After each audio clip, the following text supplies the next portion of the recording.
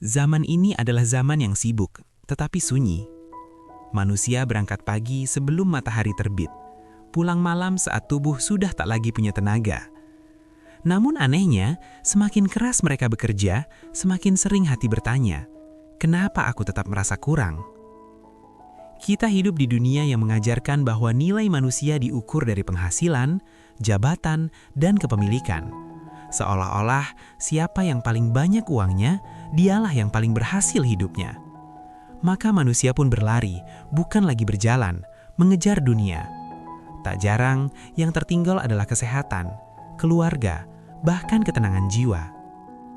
Banyak orang hari ini bukan tidak bekerja keras, tapi bekerja dengan hati yang tertekan. Pagi-pagi sudah dibebani cicilan, siang dihantui target, malam diisi kecemasan tentang hari esok.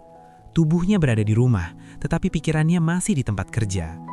Inilah kelelahan yang tidak terlihat, lelah batin. Allah Jalla Sya'ala telah mengingatkan dalam Al-Quran bahwa kehidupan dunia ini memang penuh ujian dan tipu daya. Namun ketika dunia dijadikan tujuan utama, ia berubah menjadi beban yang menyesakkan. Kita mengejar uang dengan harapan tenang, tetapi yang datang justru gelisah. Kita mengumpulkan harta dengan harapan cukup, tetapi rasa cukup itu tak kunjung tiba. Disinilah muncul pertanyaan besar yang jarang kita renungkan dengan jujur. Mengapa kerja keras tidak selalu berbanding lurus dengan ketenangan dan rasa cukup? Jawabannya bukan karena kerja keras itu salah, tetapi karena arahnya yang keliru. Kita terlalu sibuk mengejar hasil sampai lupa pada sumbernya. Kita mengejar rezeki, tetapi melupakan sang pemberi rezeki. Ketika Allah tidak lagi menjadi tujuan utama, hati pun kehilangan pusatnya. Rasulullah SAW pernah mengingatkan bahwa siapa yang menjadikan dunia sebagai tujuan utamanya, Allah akan menjadikan kefakiran di depan matanya, meski hartanya banyak. Dan siapa yang menjadikan akhirat sebagai tujuannya, Allah akan memberikan kecukupan di hatinya, meski dunianya sederhana. Kita berhenti sejenak dari kelelahan yang kita anggap wajar, menundukkan kepala, lalu bertanya pada diri sendiri, apakah selama ini aku bekerja untuk hidup atau justru hidupku habis untuk bekerja? Apakah aku mencari rezeki atau aku sedang dikejar ketakutan akan kekurangan? Sebab, sebelum berbicara tentang kekayaan, kita perlu jujur pada satu hal. Banyak manusia hari ini miskin bukan karena kurang uang, tetapi karena kehilangan rasa cukup. Dan dari sinilah, perjalanan taat dulu rezeki menyusul, dimulai. Salah satu kesalahan terbesar manusia dalam mencari rezeki bukanlah kurangnya usaha, tetapi salahnya arah hati. Kita terlalu sibuk menghitung hasil, berapa gaji, berapa laba, berapa pemasukan, sampai lupa bertanya, dari siapa semua itu sebenarnya datang? Uang, jabatan, dan peluang sering kita anggap sebagai sumber rezeki. Ketika gaji naik, kita merasa aman. Ketika usaha lancar, kita merasa kuat. Namun saat semuanya goyah, hati pun runtuh. Ini pertanda bahwa selama ini kita bersandar pada hasil, bukan pada Allah.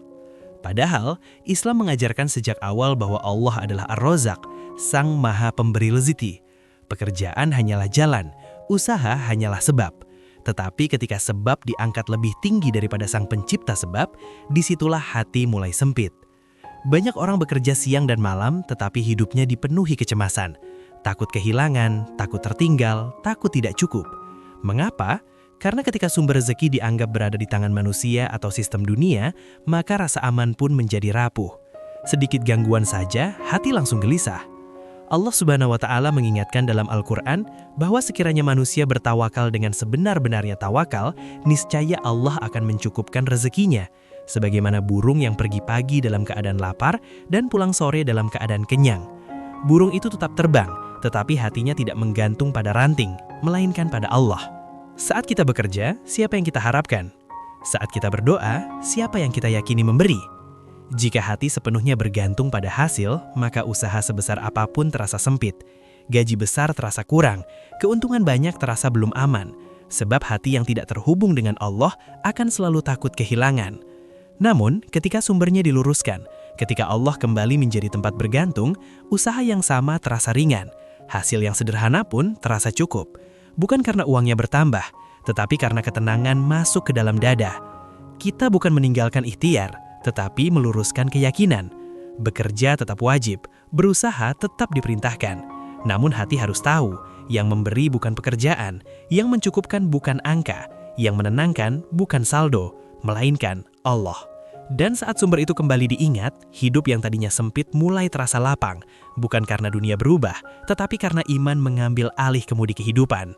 Makna taat yang sering disalahpahami.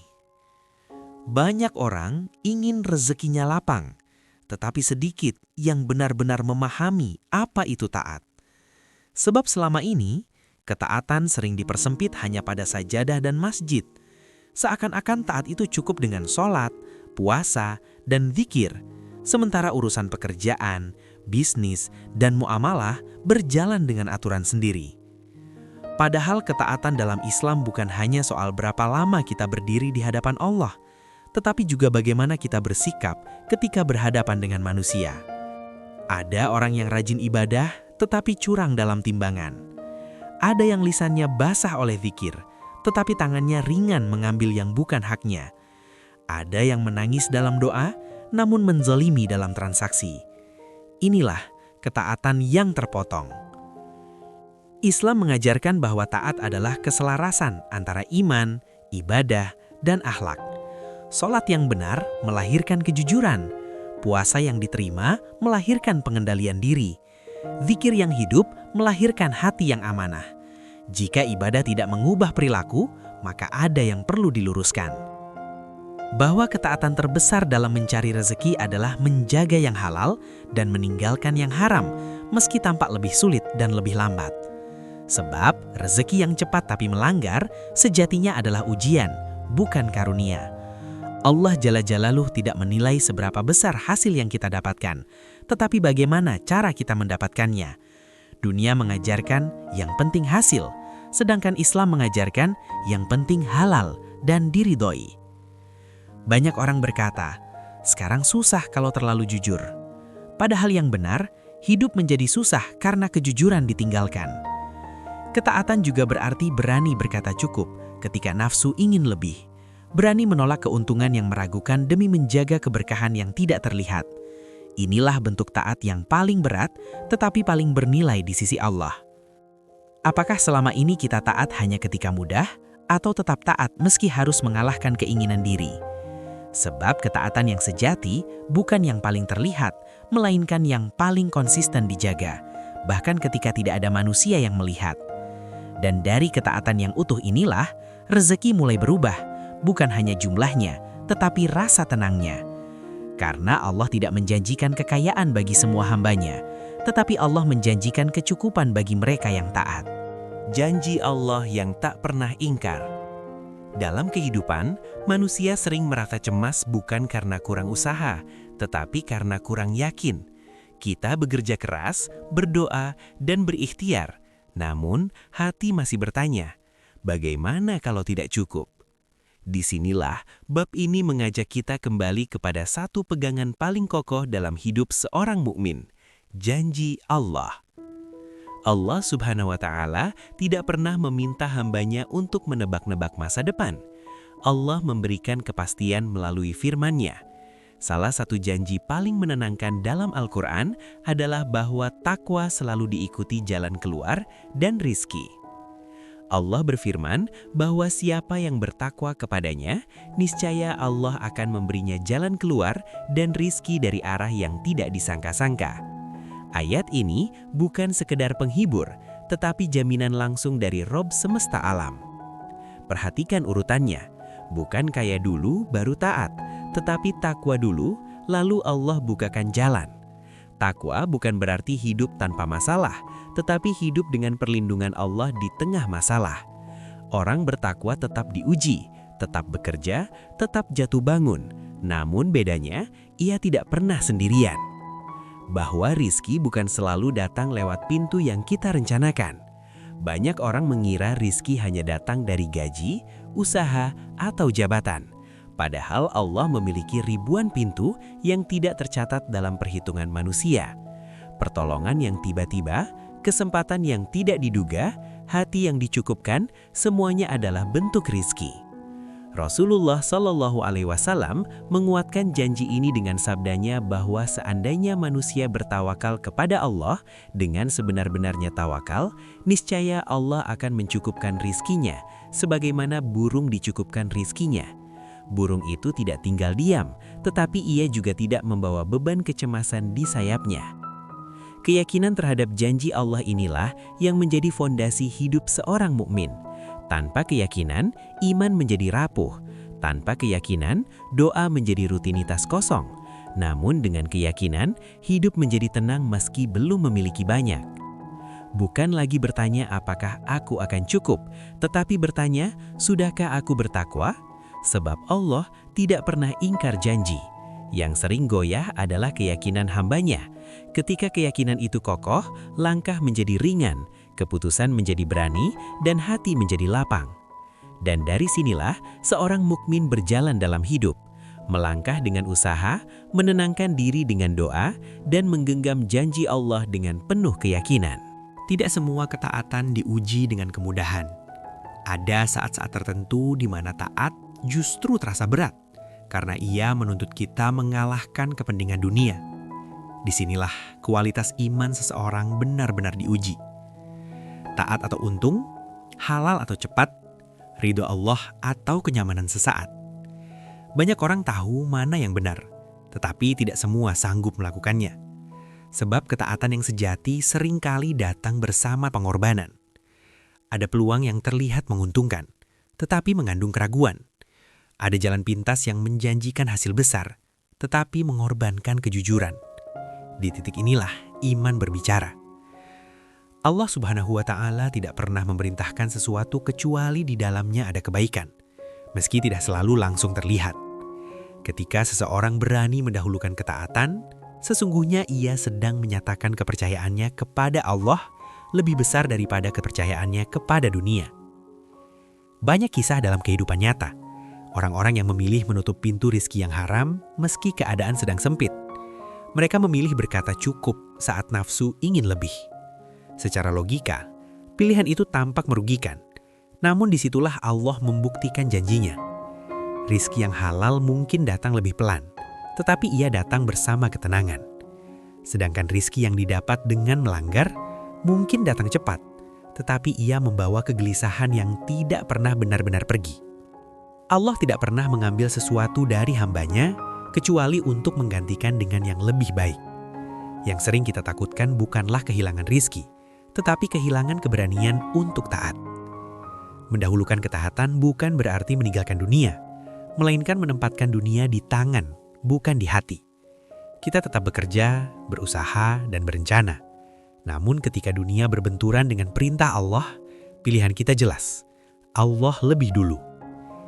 Jika hari ini Allah menguji kita dengan pilihan sulit, apakah kita masih berani taat meski hasilnya belum terlihat? Sebab di titik itulah rizki mulai berubah arah. Bukan lagi kita yang mengejarnya, tetapi Allah yang menggerakkannya menuju kita. Dan dari ketaatan yang didahulukan inilah, rizki tidak hanya datang sebagai harta, tetapi sebagai kehidupan yang diridhoi. Ketika mendengar kata rezeki, kebanyakan manusia langsung membayangkan uang. Seolah-olah ukuran kecukupan hidup hanya terletak pada angka di rekening. Padahal, Islam mengajarkan bahwa rezeki jauh lebih luas daripada sekadar harta yang bisa dihitung. Bahwa rezeki mencakup segala hal yang membuat hidup berjalan dan terasa bermakna. Kesehatan yang memungkinkan kita bangun pagi tanpa rasa sakit. Waktu luang yang bisa dinikmati bersama keluarga. Hati yang tenang saat tidur malam tanpa dihantui kegelisahan. Semua itu adalah rezeki yang sering kita terima, namun jarang kita syukuri. Banyak orang hari ini berpenghasilan besar, tetapi hidupnya penuh tekanan. Rumah megah, tetapi sunyi.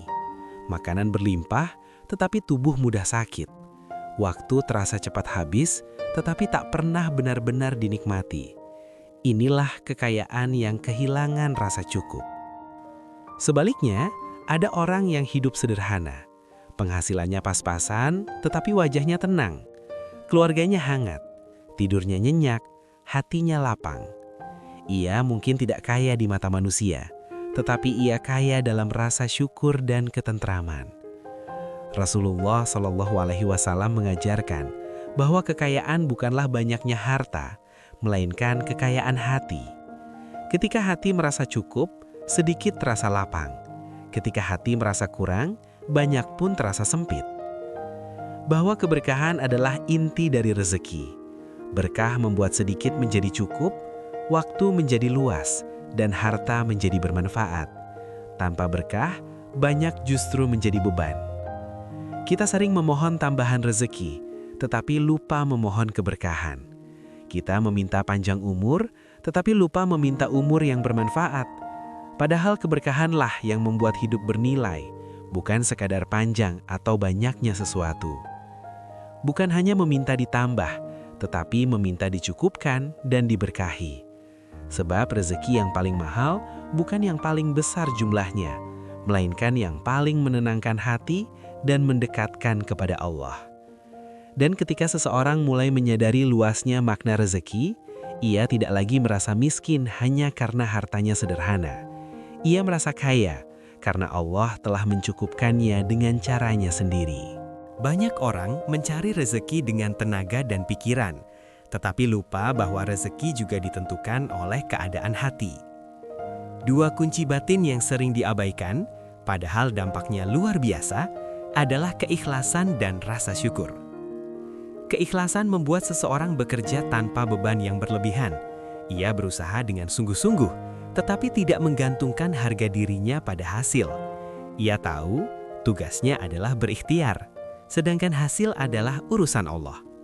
Hati yang ikhlas tidak mudah lelah, karena ia tidak sedang berlomba dengan manusia, melainkan berjalan bersama Allah. Sebaliknya, hati yang tidak ikhlas selalu gelisah. Sedikit merasa kurang dihargai, banyak merasa belum cukup. Pujian menjadi kebutuhan, hasil menjadi ukuran kebahagiaan. Disinilah kelelahan batin bermula. Syukur adalah pasangan ikhlas yang tidak terpisahkan. Allah Jalla Jalaluh menjanjikan bahwa jika hambanya bersyukur, niscaya rezekinya akan ditambah. Namun tambahan itu tidak selalu berupa angka. Kadang berupa ketenangan, kelancaran urusan, keluarga yang rukun, atau hati yang lapang menghadapi ujian. Hati yang bersyukur melihat apa yang dimiliki, bukan terus meratapi apa yang belum didapat. Dengan syukur, sedikit terasa cukup. Dengan syukur, banyak menjadi amanah. Tanpa syukur, banyak pun terasa kurang. Bahwa syukur bukan menunggu kaya, tetapi syukur adalah jalan menuju rasa cukup. Orang yang bersyukur hari ini sedang menyiapkan dirinya untuk menerima lebih banyak kebaikan esok hari, dalam bentuk yang Allah kehendaki. Keikhlasan juga membuat rezeki menjadi bersih. Amal yang ikhlas lebih mudah diberkahi. Pekerjaan yang diniatkan ibadah lebih ringan dijalani. Bahkan kelelahan pun berubah menjadi pahala. Apakah selama ini kita lebih sering mengeluh daripada bersyukur? Apakah kita bekerja untuk dipuji atau untuk diridai? Sebab Allah tidak menilai seberapa besar yang kita miliki, tetapi bagaimana hati kita menyikapinya. Ketika ikhlas dan syukur hidup dalam dada, rezeki tidak hanya bertambah, tetapi hidup terasa cukup meski sederhana. Dan disitulah letak kekayaan sejati. Bukan pada apa yang bertambah di tangan, tetapi pada ketenangan yang menetap di hati. Islam tidak pernah memusuhi kekayaan. Menjadi kaya bukanlah dosa, dan hidup berkecukupan bukanlah aib. Bahkan, banyak orang solih yang Allah karuniakan harta melimpah. Namun, Islam mengingatkan satu hal penting. Kekayaan harus berada di tangan, bukan menguasai hati.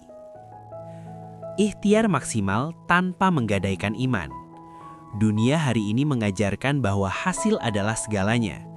Cara menjadi nomor 2. Maka, tak sedikit orang yang tergelincir, bukan karena niat awalnya buruk, tetapi karena pelan-pelan menormalisasi yang dilarang. Sedikit demi sedikit, kejujuran mulai dikompromikan. Yang haram mulai dianggap biasa. Yang riba diberi nama lain agar terasa ringan. Yang curang dibungkus dengan kata strategi. Padahal rezeki yang datang dengan cara melanggar iman sejatinya adalah ujian yang menyamar sebagai keberhasilan.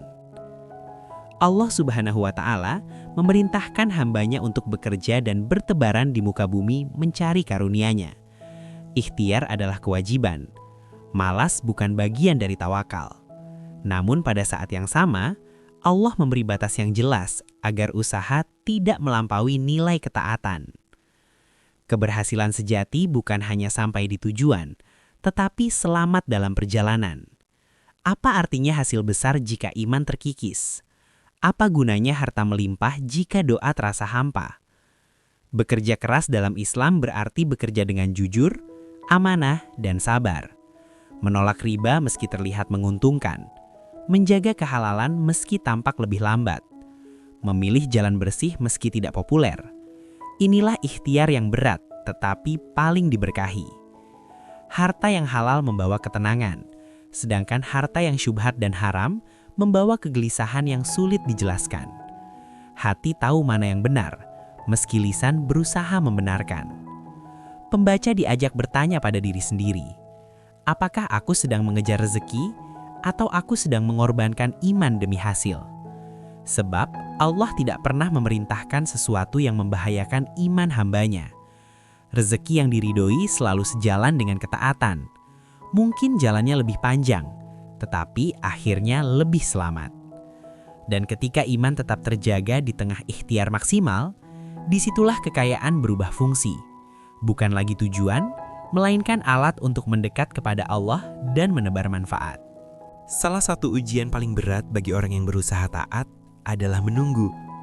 Ada orang yang sudah menjaga sholatnya, jujur dalam bekerja, menjauhi yang haram, dan bersungguh-sungguh dalam ikhtiar. Namun hasil yang diharapkan belum juga terlihat. Di titik inilah hati mulai bertanya, apakah Allah mendengarku? Allah Subhanahu wa Ta'ala tidak pernah lalai. Ketika rezeki terasa lambat, itu bukan pertanda penolakan, melainkan penataan waktu. Allah memberi bukan hanya berdasarkan kebutuhan, tetapi berdasarkan kesiapan hambanya. Apa yang terasa terlambat bagi kita, seringkali justru tepat menurut Allah. Kita sering lupa bahwa tidak semua doa dijawab dengan sekarang. Ada doa yang dijawab dengan tunggu, ada yang diganti dengan yang lebih baik, dan ada yang disimpan sebagai pahala. Namun, karena mata kita terlalu fokus pada hasil dunia, kita lupa melihat cara Allah bekerja dengan penuh kasih sayang. Kesabaran bukan berarti diam, tetapi tetap taat sambil terus melangkah. Terus bekerja meski belum ramai, terus jujur meski belum untung, terus berbuat baik meski belum terlihat balasannya. Inilah kesabaran yang hidup. Allah Subhanahu wa Ta'ala menjanjikan bahwa setiap kesulitan pasti diiringi kemudahan. Tetapi, kemudahan itu datang bersama waktu yang tepat, bukan selalu sesuai jadwal manusia. Jika semua doa langsung dikabulkan, mungkin iman tidak akan tumbuh dan hati tidak akan belajar bergantung sepenuhnya kepada Allah. Rezeki setiap hamba berbeda, jalannya berbeda, waktunya berbeda.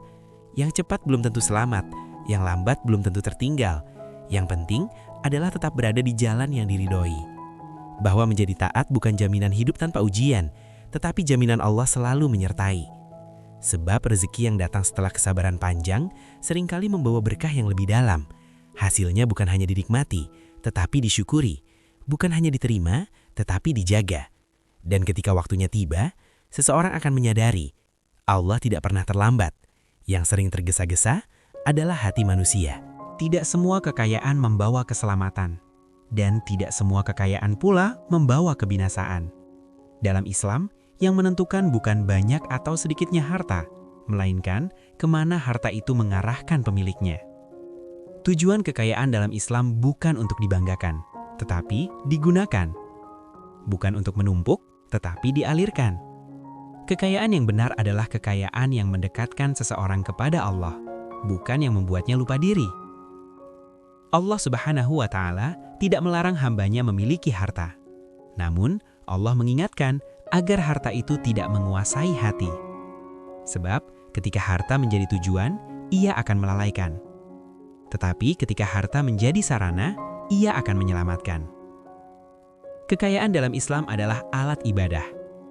Dengan harta, seseorang bisa menunaikan zakat, memperbanyak sedekah, membantu yang lemah, menyokong dakwah, dan menenangkan banyak jiwa.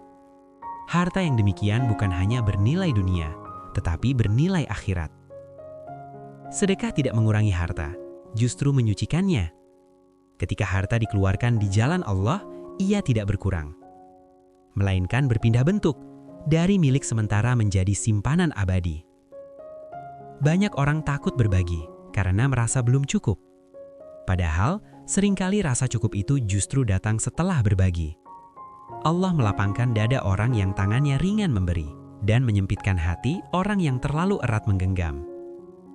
Kekayaan yang menyelamatkan adalah kekayaan yang menjadikan pemiliknya rendah hati. Semakin banyak yang dimiliki, semakin besar rasa tanggung jawab. Semakin tinggi kedudukan, semakin dalam rasa takut kepada Allah. Jika hari ini Allah menambah harta kita, apakah kita semakin dekat kepadanya? Atau justru semakin sibuk dengan dunia?